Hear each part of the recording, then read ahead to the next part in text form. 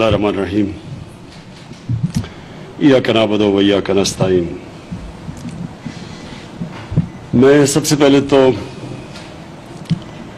کیونکہ آج مدارس کے ہمارے علماء بھی ہیں اور ہمارے اسٹوڈنٹس بھی ہیں، طالب علم بھی ہیں، میں سب سے پہلے آپ کو ایک چیز بتا دوں کہ نبی صلی اللہ علیہ وسلم نے سب سے زیادہ زور تعلیم پہ دیا تھا، اور انہوں نے کہا تھا اس وقت کہ چائنا بھی جانا پڑے علم حاصل کرنے کے لیے تو آپ کو جانا چاہیے۔ اور انہوں نے جو تعلیم کے اوپر زور دیا تھا، یہ آپ کو سب کو پتا ہونا چاہیے کہ اس وقت مسلمانوں کے اندر بہت کم تعلیم تھی، اور جنگ بدر کے بعد انہوں نے کہا تھا کہ جو قیدی واپس کرتے تھے اس سے پیسے بھی لے سکتے تھے، ان کے جو گھر والے تھے وہ پیسے دیتے قیدی واپس کرنے پہ، پیسے بھی لے سکتے تھے، لیکن انہوں نے کہا جو 10 مسلمانوں کو پڑھا لکھا دے گا وہ واپس جا سکتا ہے پیسے کے بغیر، یعنی کہ ترجیح دی تعلیم کو۔ پیسے نہیں تھے مسلمانوں کے پاس تب، اور کیونکہ انہوں نے لوگوں کے ذہنوں میں ڈال دیا تھا کہ تعلیم کے بغیر ایک معاشرہ اوپر نہیں جا سکتا، تو وہ جو تعلیم کے پیچھے وہ قوم، وہ جو مدینہ کی ریاست کے اندر وہ لوگوں کی خواہش ہوئی، تو 700 سال تک دنیا کے سارے ٹاپ سائنسدان مسلمان تھے۔ یہ تاریخ کی بات ہے، یہ ایسے کوئی ہم کئی دفعہ جوش میں آ کے باتیں کر دیتے ہیں، یہ میں آپ کو حقیقت بتا رہا ہوں۔ ایک دنیا کے اندر ہر 50 سال کے اندر جو سب سے بڑا سائنٹسٹ تھا، یہ دنیا کی تاریخ میں ان کے نام دیے ہوئے کہ کون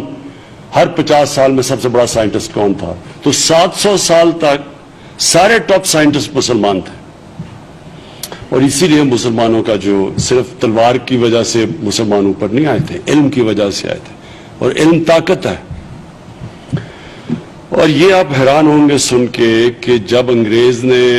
حکومت شروع بھی کر دی اور مسلمان کمزور بھی ہو گئے ہندوستان میں، تو جو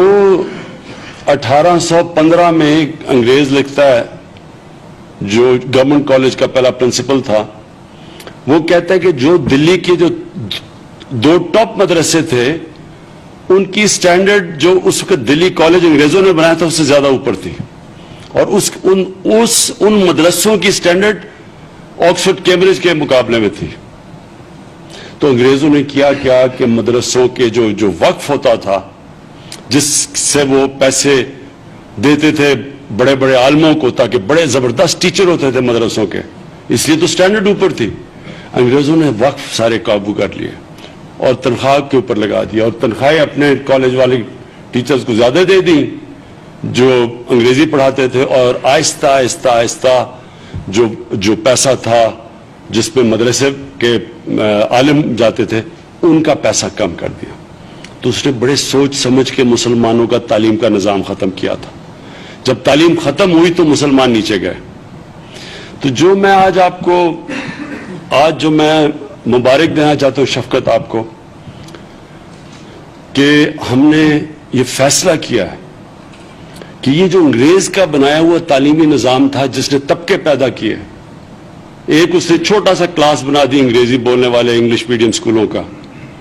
اور اس کے بعد اس نے ایک اردو میڈیم عام لوگوں کے لیے بنا دی، اور جو مدرسے تھے وہ آہستہ آہستہ وہ صرف جو سب سے کمزور طبقہ تھا ملک میں، ایک ایسا تاثر گیا کہ صرف وہی جاتے ہیں مدرسوں میں۔ اور ہم نے یہ فیصلہ کیا تھا ہماری جب گورنمنٹ آئی کہ بہت بڑی ناانصافی ہے کہ ایک طرف ہم اردو میڈیم ہیں، ایک طرف دینی مدرسے ہیں، اور ایک تھوڑے سے لوگ انگلش میڈیم۔ ایک ہی ملک میں 3 قوموں کا مختلف سلیبس چل رہا ہے، اور جو ہمارے دینی مدرسے میں بچے تھے ان کو ہم ایسی تعلیم ہی نہیں دے رہے کہ وہ اوپر آ سکتے ہیں۔ دیکھیں، جب ہمارے نبی صلی اللہ علیہ وسلم نے تعلیم پہ زور دیا تھا تو تعلیم کا مطلب کیا ہے؟ اسلام ہمیں کیا چیز سکھاتی ہے؟ سب سے بڑی چیز اسلام ہمیں سکھاتا ہے انسان بننا۔ جو یہ ایٹم بم ہے یہ بڑے سائنسدانوں نے بنایا ہوا ہے، جو